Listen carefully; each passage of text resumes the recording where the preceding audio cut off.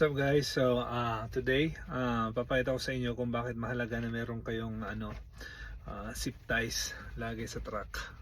Kasi marami itong nagagawa, like yung mga wires sa likod, mga hoses, kapag medyo lumalaylay siya, dapat itatay natin kasi violation yun ang karamihan, especially yung pigtail, yung pinagkokonekta ng tractor sa trailer ng mga wires and hoses sa air hoses.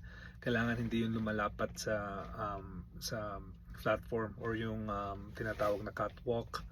So mahalaga na meron ka nito, and today magagamit ko rin to dito kasi nasira ko Ayan guys, so yung visor natin napilit ko yung pag bubukas nito kasi naman itong international, palitan nyo na yung yung tawag dito, yung design nyo dito sa visor. Meron pa kayong kasing ganito lang, tigas lang to dito, unlike kung isa lang, mabilis lang ang pag katulad niyan.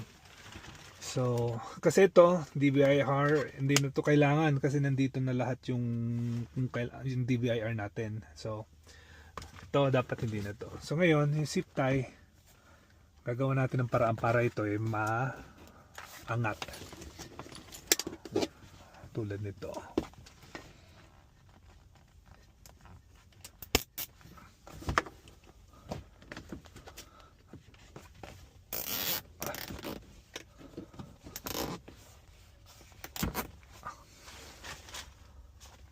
Ayan, di ba?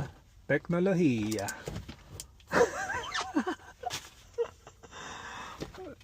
Tuloy na lang yan. So kung hindi ko na nga lang malalagay dito yung it's okay as long as natutupi siya. So yun lang guys. Enjoy your day.